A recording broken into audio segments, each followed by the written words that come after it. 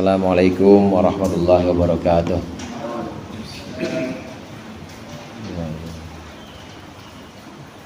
Al-Fatihah. A'udzubillahi minasyaitonir rajim. Bismillah.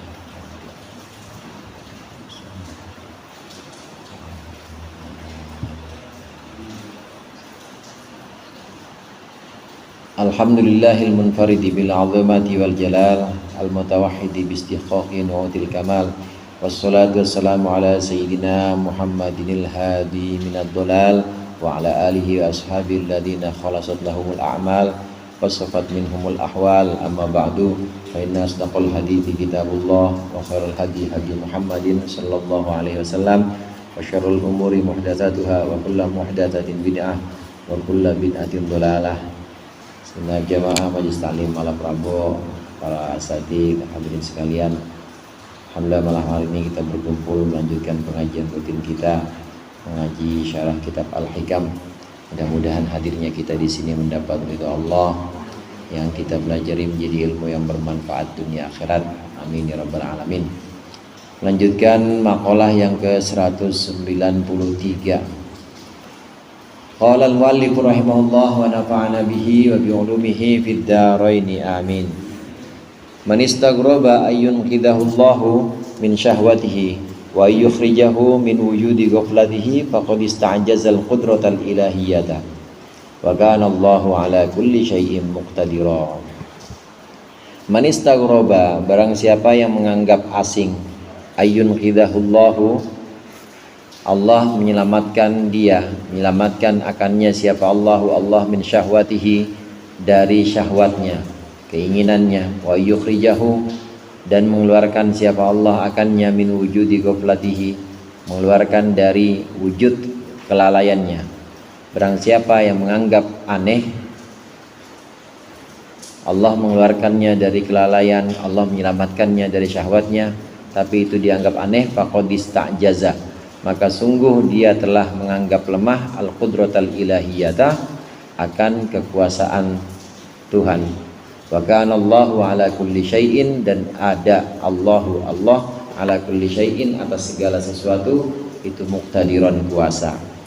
Wa kana Allahu ala kulli syai'in muqtadira, itu artinya Allah ya sejak dulu kuasa atas segala sesuatu.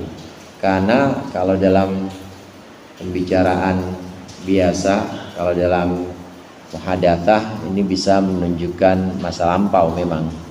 Karena Zaidun taliban fil madrasatil ibtidaiyah, dulu Zaid itu siswa ibtidaiyah, wal an talibun fi madrasatil mutawassithah, itu lampau. Tapi kalau kana yang ada di Al-Qur'an, kana yang menunjukkan sifat Allah, ini bukan menunjukkan masa lampau, bukan berarti Allah dulu kuasa, bukan, tapi selamanya Allah begitu.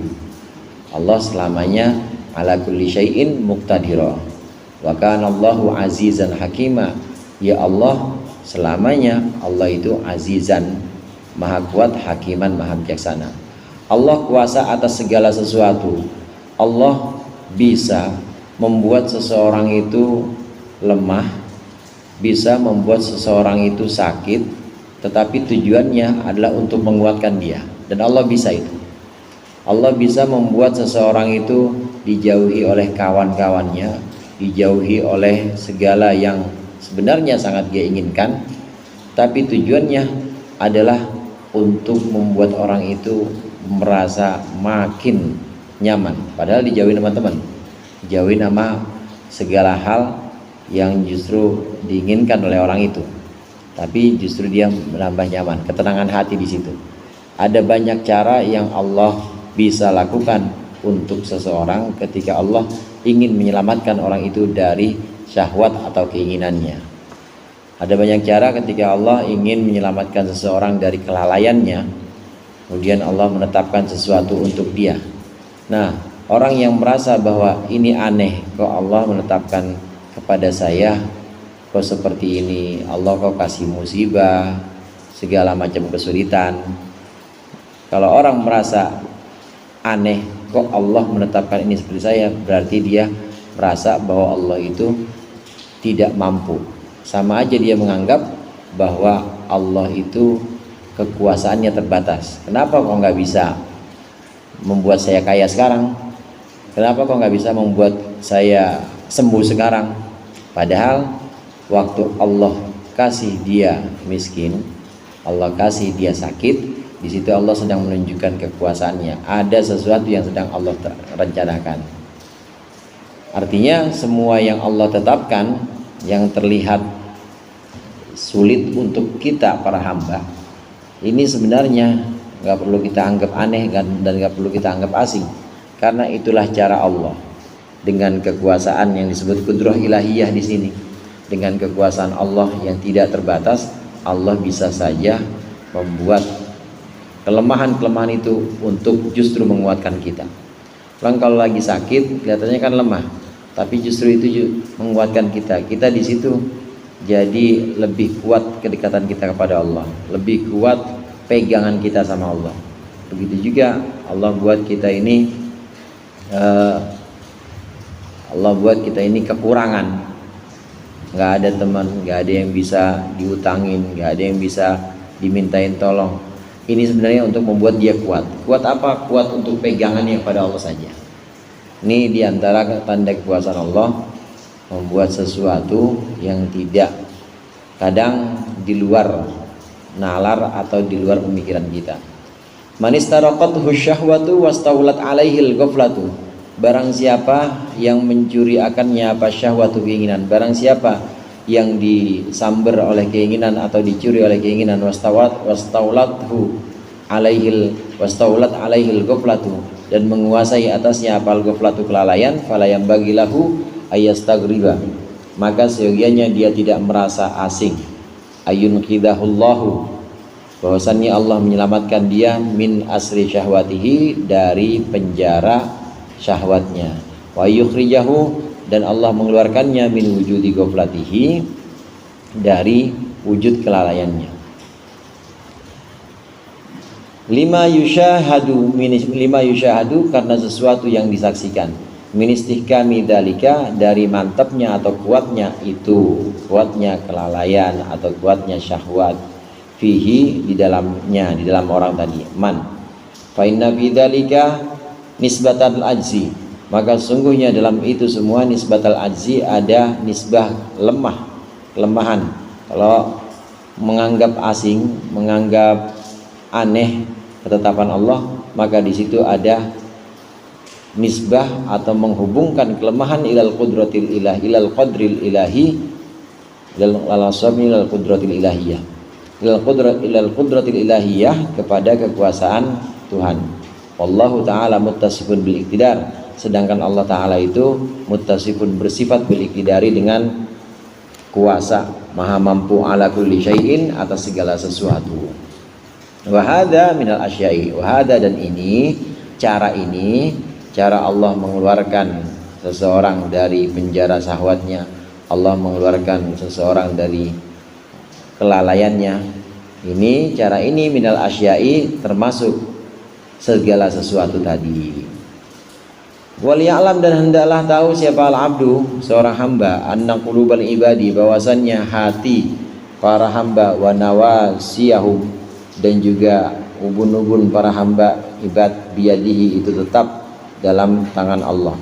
Fala yaqnatu, boleh juga fala yaqnat, janganlah dia putus asa, wala yai'as, dan juga jangan dia putus asa. Wal yaqsid baba maulah, dan hendaklah dia menuju baba maulahu, akan pintu Tuhannya, bidzillati, dengan hina, wal inkisari, dan juga dengan patah itu maksudnya dengan kerendahan, wal iftiqari, dan butuh. Fa'asahu, maka barangkali Allah yusahilu, itu meringankan siapa Allah, alaihi, atasnya, masta'sobahu, sesuatu ista'sobahu, yang menganggap berat siapa man akannya, wa yudhiru fihi, dan Allah menampakkan fihi, di dalamnya, sesuatu istaghrobahu, istaghroba, yang menganggap asing siapa man, siapa abad juga bisa, hu, akannya. Wa ma dzalika 'alallahi bi'aziz, dan tidaklah itu semua 'alallahi atas Allah bi'azizin sulit. Waliya'tabir, dan hendaklah mengambil pelajaran ibrah hadzal makna, mengambil pelajaran siapa hamba hadzal makna akan makna atau maksud ini, pesan ini, bil hikayati, dengan cerita-cerita allati turwa anis solihin, yang diriwayatkan dari orang-orang soleh, alladzina taqaddamat lahum fi bidayatihim, yang telah lalu bagi mereka fi bidayatihim, dalam permulaan mereka telah lalu azzallatu, kesalahan-kesalahan, wa waqa'at minhum, dan telah jatuh atau terjadi dari mereka qabla taubatihim, sebelum taubat mereka, al-hafawatu, kesalahan-kesalahan juga, fatadarakahumullah, maka kemudian menyusul akan mereka siapa Allah Ta'ala bilutfihi, dengan kelembutannya Allah, wastanqadhahum, dan menyelamatkan Allah akan mereka bijudihi, dengan kedermawanan Allah, wa'atfihi, dan juga cinta Allah, fa aslaha a'malahum, maka Allah memperbaiki amal-amal mereka, wasaffa ahwalahum, dan Allah menjernihkan ahwalahum, akan hati-hati mereka atau keadaan hati mereka, wa abdala sayyiatihim hasanatin, dan Allah mengganti sayyiatihim, akan keburukan mereka, hasanatin, dengan kebaikan, wa rafa'ahum, dan Allah mengangkat mereka min asfali safilin, dari paling bawahnya orang-orang yang bawah, ila a'lad darajati, kepada derajat yang paling tinggi. Kullu dzalika fi aqrabi zamanin, semua itu fi aqrabi zamanin, itu ada dalam zaman yang sangat dekat atau sangat sebentar, wa aqsaru muddatin, dan juga masa yang sangat pendek, wa awanin, dan juga ya masa, aqsaru muddatin wa awanin, dan masa yang sangat pendek. Wal hikayatu fi dzalika, titik. Kalau ada seseorang yang saat ini ditakdirkan oleh Allah dalam kelalaian, sholatnya nggak pernah, kewajiban-kewajiban ditinggalkan semuanya, larangan-larangan juga justru malah dilaksanakan. Jadi kelalaian yang timbul, dia meninggalkan kewajiban, kemudian dia melakukan yang Allah larang, justru dia lakukan semuanya, maka jangan merasa aneh atau jangan putus asa. Maksudnya jangan merasa aneh ini, jangan terus merasa Allah nggak sayang ya sama saya, kok sampai sekarang belum juga diangkat, belum juga bisa seperti orang-orang yang taubat. Jangan punya prasangka buruk, jangan putus asa terhadap rahmat Allah, jangan putus asa terhadap kekuasaan Allah, karena Allah Maha Kuasa, dan dengan rahmatnya, dengan kasih sayangnya, Allah pasti akan membalikkan hatinya itu, menguatkan dia untuk menuju kepada pintunya Allah. Jangan merasa putus asa, dan juga jangan merasa Allah sedang tidak baik kepada dia, atau Allah tidak memberikan sesuatu yang baik untuk dia. Jangan, karena banyak cerita-cerita tentang orang-orang soleh yang awalnya itu memang harus jatuh. Dosa yang dilakukan oleh seorang hamba itu seringkali sengaja Allah buat atau Allah takdirkan supaya hamba itu pulang kepada Allah, supaya hamba itu kembali kepada Allah. Jadi sengaja ditakdirkan dosa dulu, ditakdirkan melakukan kesalahan-kesalahan, kewajiban-kewajiban lalai dia tidak dia lakukan, sengaja ditakdirkan seperti itu untuk memanggilnya. Sengaja Allah buat seperti itu untuk memanggil. Nanti kalau udah beberapa saat atau beberapa lama berasa kok sepertinya hidupnya hampa, sepertinya begini-gini aja, akhirnya terketuk pintu hatinya menuju kepada Allah. Dan ini sangat mudah, ini sangat gampang. Pasti Allah bisa mempermudah, dan juga Allah bisa menampakkan apa yang tadi dianggap sebagai sesuatu yang aneh atau asing, sesuatu yang kok gini ya, kok belum juga Allah berikan kekuatan, belum juga Allah angkat dari jurang maksiat, kok masih seperti ini aja ya. ini jangan dianggap aneh, karena satu saat itu pasti bisa Allah angkat, dan itu sangat mudah. Banyak hikayat-hikayat yang seperti ini. Ini untuk kita, demikian juga untuk orang lain. Dalam arti saat kita melihat orang yang sedang Allah takdirkan masih maksiat, masih lalai, jangan anggap aneh itu.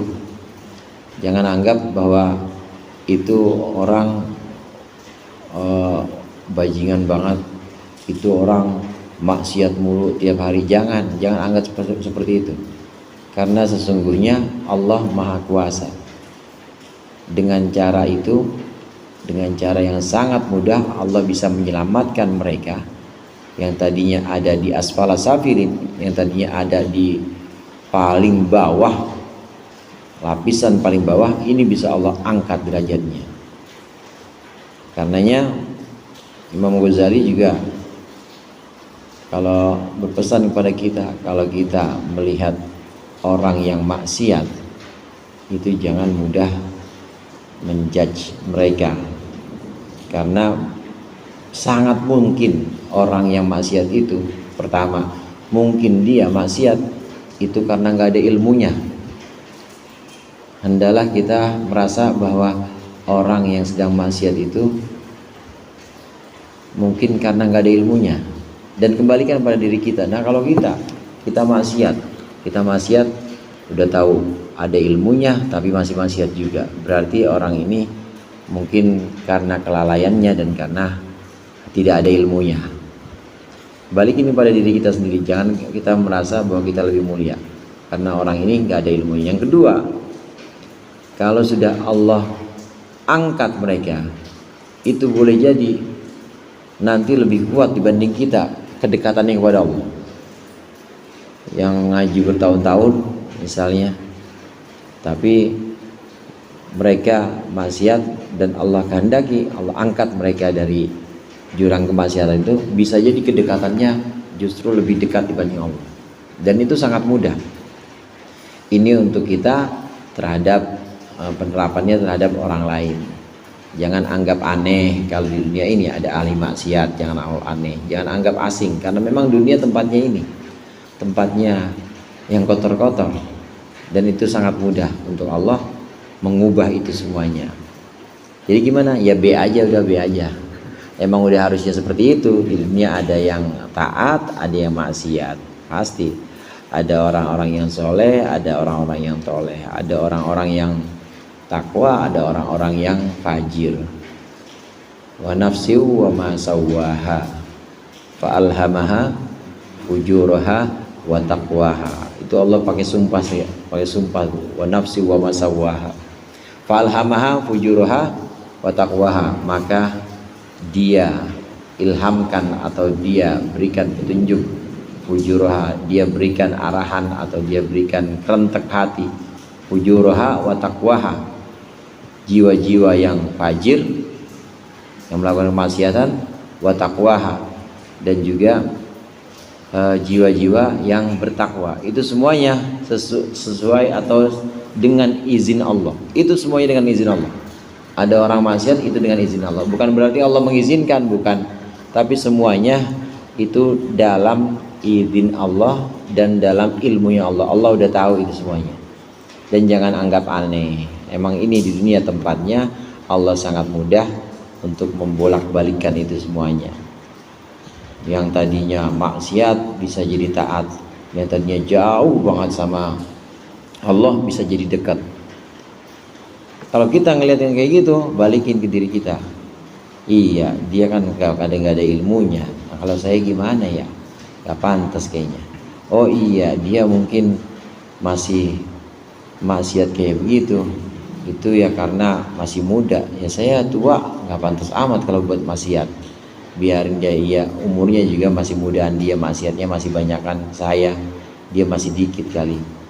Dikembalikan seperti itu.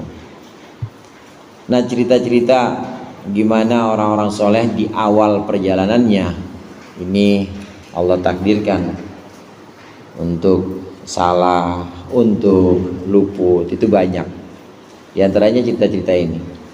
Wal hikayat fi hadzal ma'na, dan cerita-cerita hikayat-hikayat fi hadzal ma'na dalam pesan ini anisyuyukhi, dari beberapa syekh, beberapa guru, mislu Sayyidil Fudail bin Iyad, seperti Sayyid Fudail bin Iyad, wa Abdullah bin Mubarak, wa Abi Anqal bin Alwan, wa ghairihim radhiyallahu taala anhum. Itu cerita-cerita ma'rufatun, dikenal, masyhuratun dan masyhur. Fudail bin Iyad waktu mantan preman. Jadi waktu Fudail bin Iyad mau niat ngerampok, lalu dia ngedenger ada yang baca Quran. Afalam ya'ni lilladzina, gimana lanjutinnya Ustaz? Afalam ya'ni lilladzina, afalam ya'ni lilladzina, apakah belum datang untuk orang-orang, apakah belum datang untuk orang-orang itu waktu untuk mengingat Allah.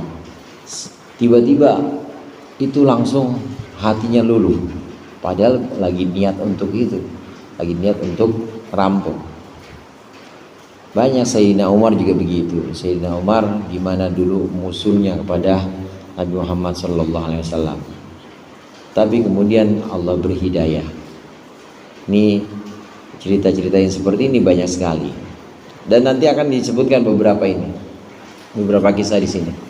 Wa min aghrabi ma ra'aituhu, dan dari yang paling aneh atau paling asing, ra'aituhu, yang aku pernah melihat fi hadzal ma'na, dalam pesan ini, ma rawahu Abdus Somad bin Maghfal an ammihi Wahab bin Munabbih radhiyallahu anhuma, cerita yang diriwayatkan dari Abdus Somad dari pamannya yaitu Wahab bin Munabbih, bahwasannya seorang laki-laki qatala nafsan, dia membunuh satu jiwa, faja'a ila sa'ihin, maka dia datang kepada seseorang yang sedang berjalan atau yang sedang mengembara, min sa'ihi Bani Israel, dari para pengembara Bani Israel. Fasa'alahu, maka bertanyalah si rajul akan sa'ih andalika, tentang pembunuhan itu. Qala, maka berkata sa'ih, farafa'alahu sa'ih, qala, maka berkata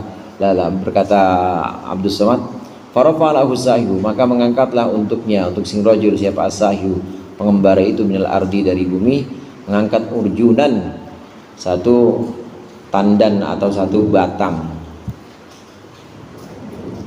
Wasyamsu tajri li mustaqarrin laha, apa tuh? Hatta kal urjunil qadim. Wasyams wal qamara qaddarnahu manazil hatta adakal urjunil qadim. Urjun itu tandan. Jadi pisang itu batangnya itu namanya urjun. Anggur juga ada urjunnya. Batang tempat nempelnya buah namanya urjun. Kata laki-laki ini, kata pengembara ini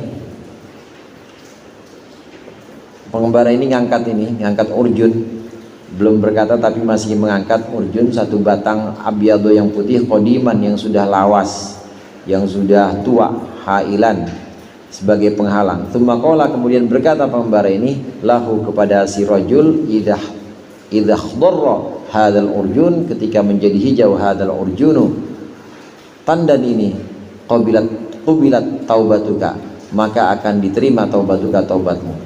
Wa arada sa'ihu bidzalika ayyasahu, dan pengembara ini menginginkan bidzalika, dengan itu semua, dengan perlakuan itu dia ingin ayyasahu, membuat putus asa, hu, akan rajul, minat taubat, tidak ada taubat, li'admi dzambihi, karena besarnya dosa si rajul. Fa akhadar rajulu, maka mengambillah si laki-laki tadi al-urjuna, akan tandan itu, wa huwa yatma'u fit taubati, maka padahal dalam hal dia itu ingin sekali, tamak itu ingin sekali, fit taubati, dalam taubatnya, wa yazimu, dan dia bertekad, fataba, lalu dia bertaubat, wa ja'ala, dan mulailah dia, ini jalannya jalan apal syuruh, ya'budullaha, dia mulai menyembah Allah Ta'ala, zamanan, beberapa masa, wa yad'u, dan mulailah dia berdoa hatta khadarra, sehingga menjadi hijau dzalikal urjunuh,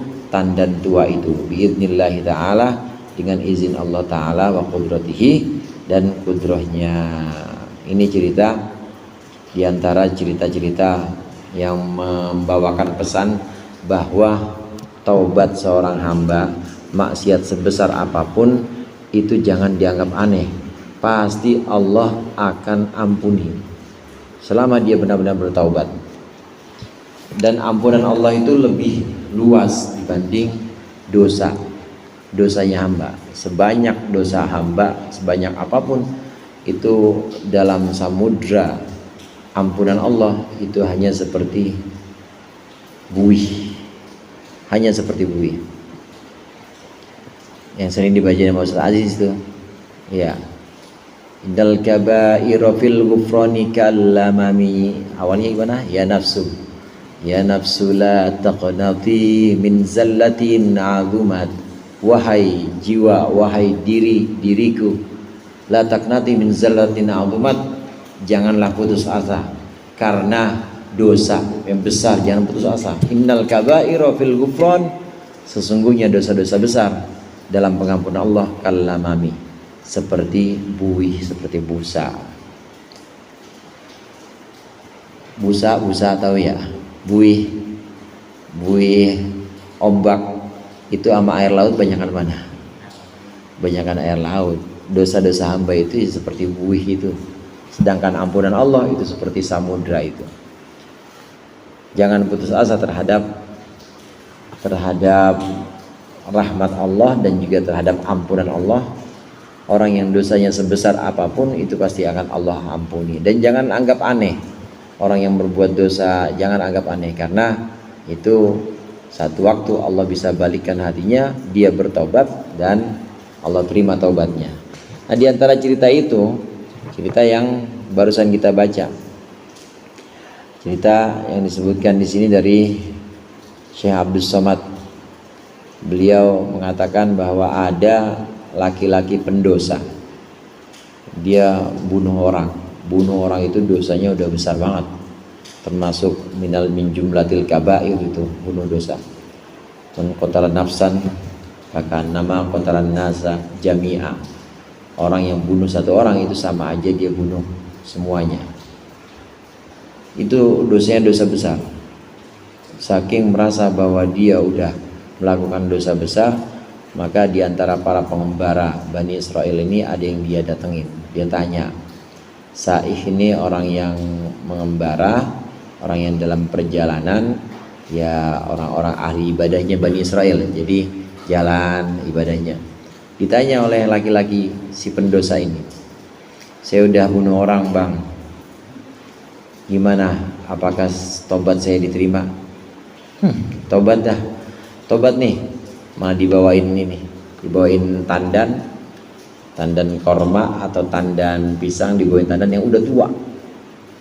Iya tobat, silakan tobat, ampe ini balik jadi hijau lagi. Silakan tobat sampai ini balik jadi hijau lagi. Cuma karena saking pengennya dia tobat dan tobatnya pengen diterima oleh Allah, akhirnya dia mulai ibadah. Dia mulai sholat, dia mulai minta kepada Allah, Rabbi firli wa tub alayya. Dia mulai mohon ampun kepada Allah terus. Dalam beberapa waktu dia melakukan itu, lama sampai benar-benar itu tandan balik jadi hijau lagi. Karena pengembara ini bilang, nih tobat silakan. Kalau ini bisa jadi hijau lagi, tobat kamu diterima berarti. Maksudnya pengen bikin putus asa, pengen bikin si pendosa ini yang menyesal dan dia putus asa terhadap rahmat Allah. Tapi pendosa ini enggak. Pendosa ini Allah kuatkan. Pendosa ini Allah dengan kudrohnya, ini Allah bimbing dia, dengan cintanya Allah bimbing dia. Dia benar-benar mulai minta ampun, mulai berdoa, mulai ibadah pada Allah, sampai benar-benar jadi hijau itu. Jadi hijau itu tandan. Kan nggak bisa yang namanya umurnya nggak bisa balik lagi. Ustaz Ajis balik lagi ke Yasanawi kok Pak, lagi lucu-lucunya, nggak bakal bisa. Ustaz Fatullah misalnya lagi gondrong-gondrongnya, lebat-lebatnya maksudnya, balik lagi nggak bakal bisa. Kan kelihatan mustahil, tapi ini saking Allah Maha Kuasa. Allah gerakkan hatinya, Allah kuatkan si pendosa ini untuk terus doa, untuk terus menghadap Allah. Benar, akhirnya itu hijau lagi itu tandan yang tadi udah hitam atau yang tadinya udah tua, ini balik muda lagi. Allah menerima taubatnya. Wa aqrabu min hada, dan lebih asing dari ini semua, wa ajabu dan juga lebih mengagumkan ma kharajahu adalah satu hadis yang mengeluarkannya siapa Imam Muslim fi sahih dalam sahihnya min hadithi Abi Sa'id Al-Khudri radhiyallahu anhu anna Nabiy sallallahu alaihi wasallam qala kana fi man kana qablakum ada fi man kana qablahum dalam orang yang hidup sebelum kalian ada rajulun seorang laki-laki qatala tis'atan wa tis'ina nafsan. Dia membunuh 99 jiwa. 99 orang udah jadi korban pembunuhannya. Fasa'ala an a'badi ahlil ardi. Maka dia bertanya tentang yang paling abid atau yang paling bagus ibadahnya penduduk bumi. Mana yang paling bagus? Fadalla ala rahibin, atau fadulla juga bisa fadulla, maka dia ditunjukkan ala rahibin kepada seorang pendeta. Fatahu, maka mendatangilah si man atau rojul. Fatahu, maka mendatangilah rojul hu akan a'bad. Faqala, maka berkata rojul, qataltu tis'atan wa tis'ina nafsan, aku telah membunuh 99 orang. Fahalli, apakah ada untukku min taubatin, satu taubat?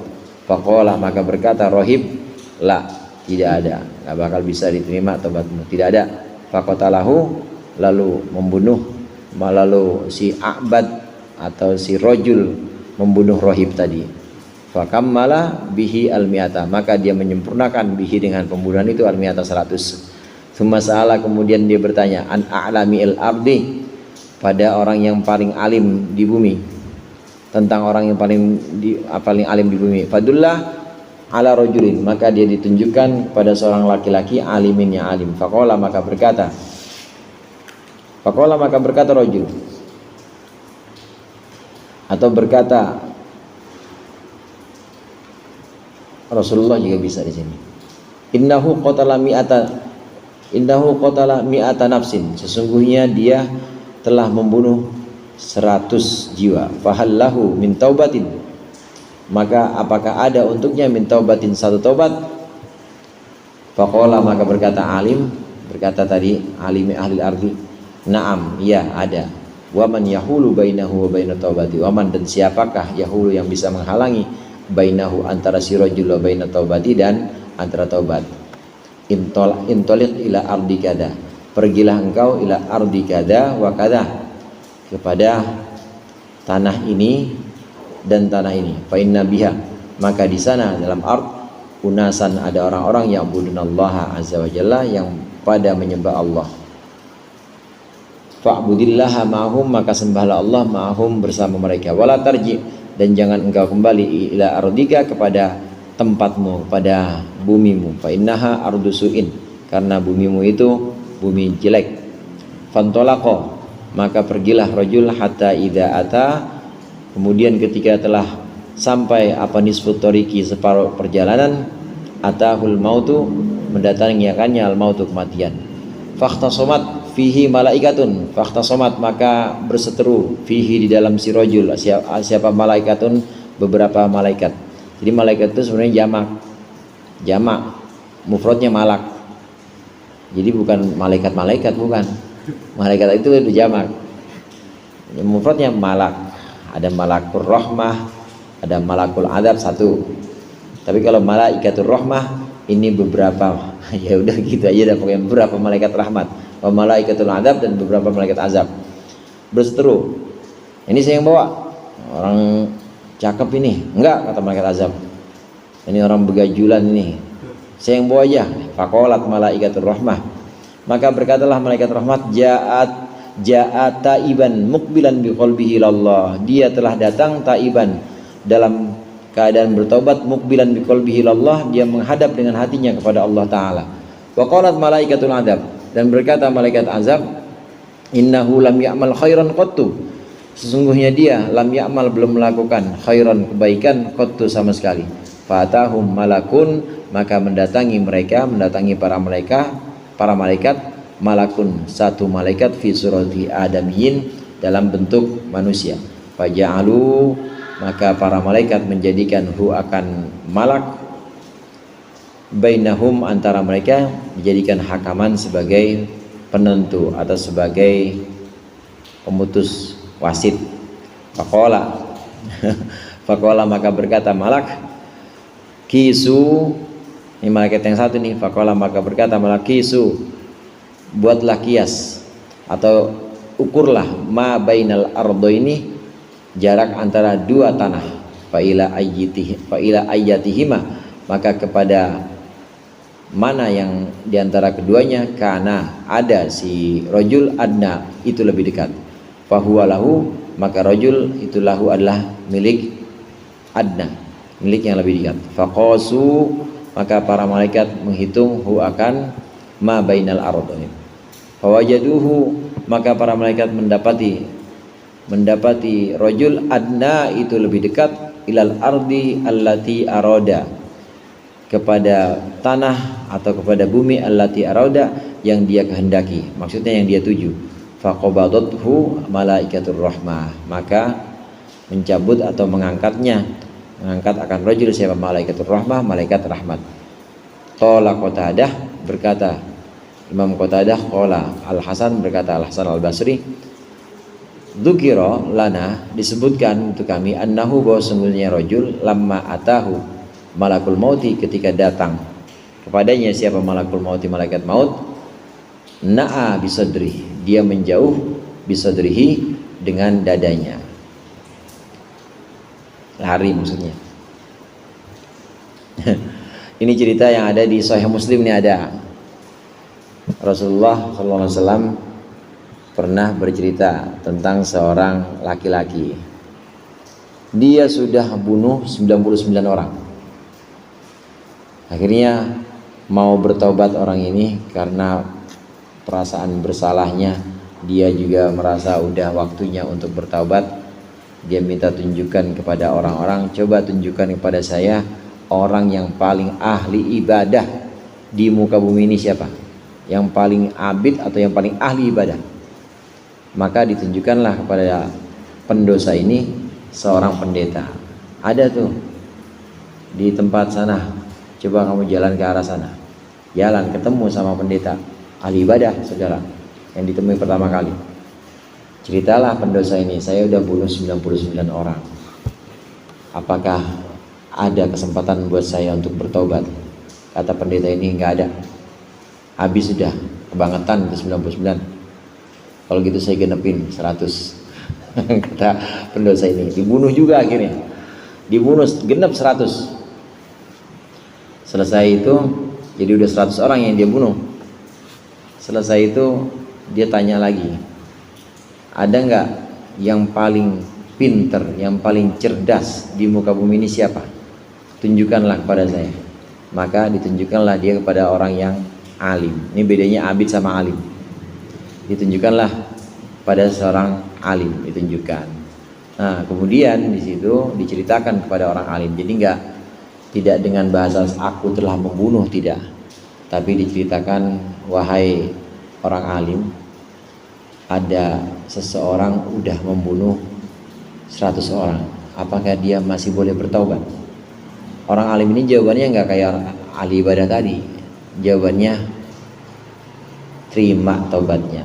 Lagi siapa yang mau menghalangi antara dia dengan taubat? Tidak ada yang bisa menghalangi dia dengan taubatnya. Silakan, kalau dia mau bertaubat, pasti dia akan bertaubat. Tapi orang alim ini tahu bahwa yang dimaksud adalah si penanya pendosa ini. Dah, kamu jalan aja ke sana, jalan ke negeri sana. Di sana nanti ada orang-orang sedang ibadah, ikut ibadah sama mereka. Jangan balik lagi ke negeri kamu. Negeri kamu itu negeri bobrok, rusak semuanya. Jangan kembali lagi. Akhirnya pendosa ini jalan, yang udah ngebunuh 100 orang. jalan menuju negeri yang dimaksud oleh orang alim ini, jalan dia. Tapi di tengah perjalanan mati, mulai berebut di malaikat rahmat sama malaikat azab. Kata malaikat rahmat, dia udah niat, dia jalan ke sana dalam keadaan hatinya menghadap kepada Allah, dia dalam keadaan bertaubat udah menghadap ke sana. Kata malaikat azab, nggak bisa, orang belum ada yang dilakuin apa-apa, dia belum melakukan apapun, belum sampai ke tempat itu dan belum ikut ibadah apa-apa. Ini jatah saya, kata malaikat azab, saya ambil aja. Jadi rebutan, bersitegang, berseteru, sampai datanglah satu malaikat tapi bentuknya manusia. Datang malaikat ini, kemudian ya udah, sini saya putuskan gini aja, kalian hitung, wahai malaikat azab, malaikat rahmat, hitung jarak. Dia mati di mana? Di titik ini. Silakan hitung. Lebih dekat mana dia? Lebih dekat ke negeri asalnya yang bobrok tadi, atau lebih dekat kepada negeri tujuannya, negeri yang dia ingin sama-sama beribadah kepada Allah sana. Setelah dihitung saudara, ternyata lebih dekat ke negeri sana, lebih dekat ke negeri tujuan, negeri baik yang pengen dia tuju dan pengen dia beribadah sama-sama orang di sana, lebih dekat ke sana. Maka malaikat rahmat pada waktu itu langsung, gua kata juga apa, ini orang baik, jadi kami yang bawa, kami yang dibawa sama malaikat rahmat, karena memang lebih dekat ke arah sana. Nah, menurut Hasan Al-Basri, kenapa dia lebih dekat ke negeri itu, lebih dekat ke negeri tujuan yang baik? Karena ketika didatangi oleh malaikat maut, na'a bisadri, dia menjauh dengan dadanya, maksudnya dikabur, ngibrit. Dia ngibrit, jadi dia na'a bisadri, dia menjauh dengan dadanya. Ini makin dekat, akhirnya dia makin dekat dengan negeri tujuannya. Nah, cerita-cerita ini membawa pesan yang tadi sesuai dengan makalah yang kita baca di awal, bahwa jangan anggap aneh perbuatan-perbuatan dosa. Ada hamba yang lalai, ada hamba yang bergelimang dengan dosa. Jangan anggap aneh, karena Allah Maha Kuasa. Allah dengan kudrohnya ini, Allah mampu untuk membalik orang itu menjadi ahli ibadah. Orang yang tadinya jauh banget sama agama, ini bisa dekat banget pada Allah. Jangan anggap aneh, karena banyak kisah-kisah sebagaimana kisah terakhir yang di sini, kisah orang yang membunuh 99 kemudian tambah 100, dia bertaubat walaupun belum sempat ngapa-ngapain, tapi karena dia lebih dekat kepada negeri yang baik tujuannya, maka diambil oleh malaikat rahmat dan Allah jadikan husnul khotimah. Jadi biasa aja, maksudnya jangan terlalu anti. Ini yang dipegang oleh orang-orang soleh, para sufi. Makanya orang-orang sufi itu, guru-guru sufi ini ngelihat orang taat ya biasa aja, ngelihat orang maksiat ya biasa aja, nggak terus. Orang gumunan itu dikit-dikit kaget, nggak kagetan, nggak, dikit-dikit kaget, kaget, tasbihnya gede banget, bukan main puasanya, biasa aja. Begitu juga lihat orang maksiat, dia biasa aja, karena Allah Maha Kuasa, Allah Maha membolak-balikan segalanya. Wa qala Isa bin Dinar, kana yuqalu ma waffaqo, kana ada bahwasannya, ada yuqalu dikatakan, ma waffaqallahu abdan li amalin, tidaklah memberikan taufik atau membimbing siapa Allah Ta'ala abdan seorang hamba li amalin pada satu amal, illa wa huwa yuridu, kecuali dia Allah yuridu menghendaki, ayyaqbalahu, bahwasannya Allah menerima hu akan amal, minhu dari si hamba. Wala wafaqallahu abdan, dan tidaklah Allah memberikan taufik, tidaklah Allah memberikan bimbingan arah abdan kepada seorang, linuzu'in andambin, linuzu'in untuk mencabut andambin jauh dari dosa, illa wa huwa yuridu, kecuali dia Allah yuridu menghendaki ayyaghfirahu lahu, bahwa dia Allah mengampuni hu akan dam lahu untuk si hamba. Jadi ada makalah, tidak ada satupun hamba yang Allah bimbing untuk melakukan satu perbuatan baik kecuali Allah pengen menerima. Artinya kalau kita ditakdirkan ngaji, insya Allah ngaji kita diterima. Kalau kita ditakdirkan sholat subuh, ditakdirkan sholat zuhur, insya Allah itu berarti Allah pengen sholat kita diterima. Harus seperti itu husnuzon. Begitu juga tidaklah Allah memberikan bimbingan orang untuk